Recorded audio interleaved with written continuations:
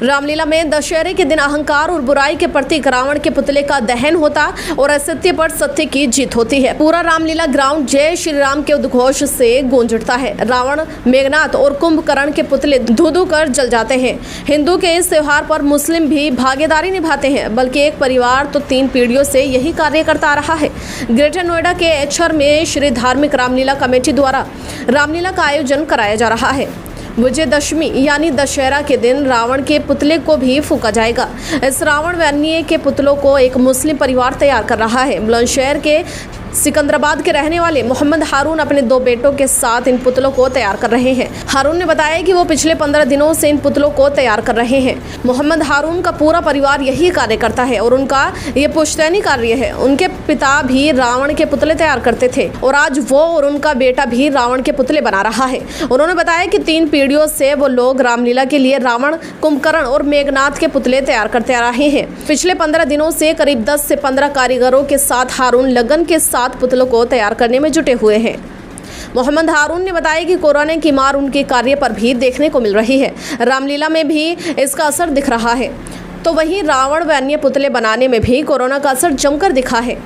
पिछली बार कोरोना की वजह से रावण दहन नहीं हुआ था और पुतले भी तैयार नहीं हुए थे और इस बार भी कोरोना की मार साफ दिख रही है। कोरोना की वजह से रावण सहित अन्य पुतलों की लंबाई कम की गई है। करीब 20 फुट तक इनकी लंबाई को घटा दिया गया है।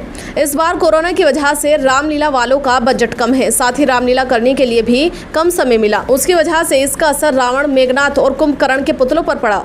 जहां इनकी लंबाई पहले करीब 60 से 70 फीट तक होती थी, तो इस बार इसकी लंबाई 35 से 50 फीट तक ही है। आप अंदाजा लगा सकते हैं कि करीब आधी लंबाई को कोरोना की वजह से घटा दिया गया है। मोहम्मद हारून के 21 वर्षीय बेटे हारिस ने बताया कि वो अपने दादा के समय से रावण के पुतले बनाने का काम कर रहे हैं। अब वो अपने पापा के साथ रावण के पुतले तैयार करने का काम करते हैं। आगे भी वह इस काम को पूरी लगन के साथ करते रहेंगे। इस बार कोरोना की मार रामलीला और दशहरा में दिख रही है। रामलीला में कोरोना गाइडलाइंस का भी पालन किया जा रहा है और सोशल डिस्टेंसिंग की वजह से कम लोगों को बुलाया जाता है। करीब 6 फीट की दूरी लोगों के बीच में निर्धारित थी। कोरोना के चलते इस बार रामलीला के लिए देर में परमिशन मिली और समय भी कम मिला था, जिसकी वजह से बजट भी कम हो पाया है।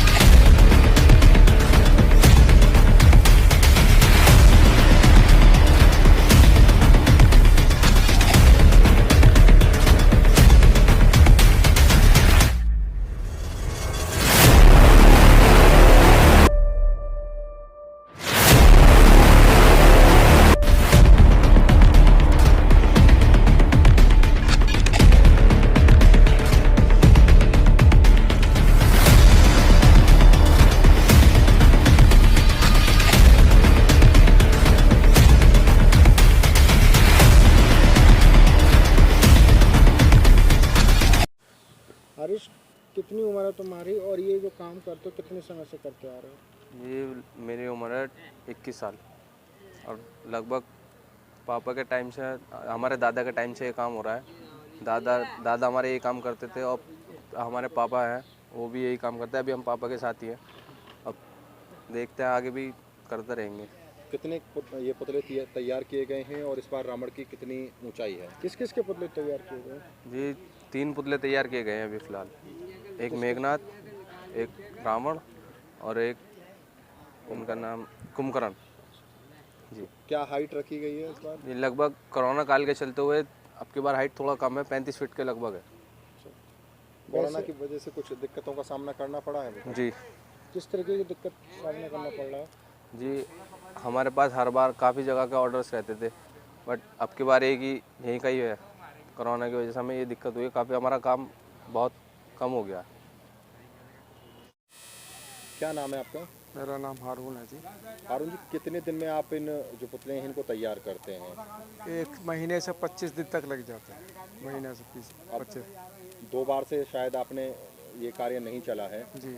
तो इस बार कितने दिन लगे इनको तैयार करने में? अब क्या ज़्यादा, क्योंकि परमिशन की बात होती है, कमेटी को परमिशन नहीं मिली, थोड़ी लेट परमिशन मिली तो लेट काम शुरू करा। हमने 20 दिन पहले शुरू करा था काम।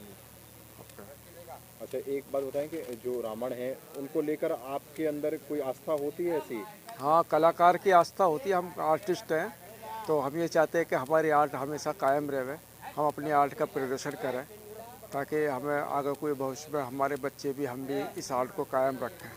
हाँ, मुस्लिम समाज की तरफ से कोई ऐसा विरोध तो नहीं होता कि भाई आप मुस्लिम होकर हिंदू समाज के जो रावण है या कलाकृति आप बना रहे हो उस पर विरोध तो नहीं करते वो लोग? नहीं, कोई विरोध नहीं करता क्योंकि हमारा रोजगार भी है, ये हमारा कारोबार भी है।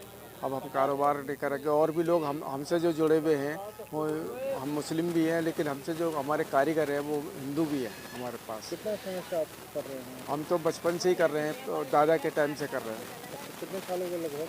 लगभग हमें 30 साल तो हो गए। दादा के टाइम से हम इसे कर रहे हैं। पिताजी के टाइम में करा हमने, दादा के टाइम में करा, वो दोनों एक्सपायर हो गए तो अब हम कर रहे हैं। 10 साल से तो मैं ही बना रहा हूँ अकेला यहाँ।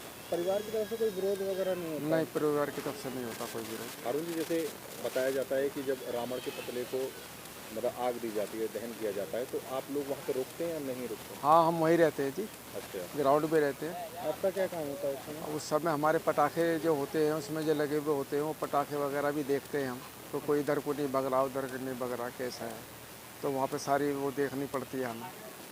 किस तरीके की मेहनत लगती है? कितना टाइम लगता है इसे बनाने में? हमें 20 दिन का टाइम, 25 दिन का टाइम भी लग जाता है, और बड़े बनाते हैं तो और ज़्यादा बड़ा टाइम लगता है, महीना 1.5 महीना भी लग जाता है। कोरोना जैसी महामारी इस पर बहुत असर पड़ा जी, काम ही नहीं है। हम पहले 2-3 जगह का बना भी देते थे, कई जगह के हम पे ठेके होते थे, अब का कहीं है ही नहीं। यहाँ पर सिर्फ ग्रेटर नोएडा के अलावा हम पर कोई काम नहीं है। पिछले वर्ष तो आपका ऐसे कैसे रहा? पिछले वर्ष नहीं बना, उससे पिछले वर्ष नहीं बना। वो पूजा के लिए एक छोटा सा 5-7 फुट का हमने फूस का बनाया था, तो कमेटी वालों ने हमें बुलाया, वो जब टेम्परेरी हमने बना के रख दिया।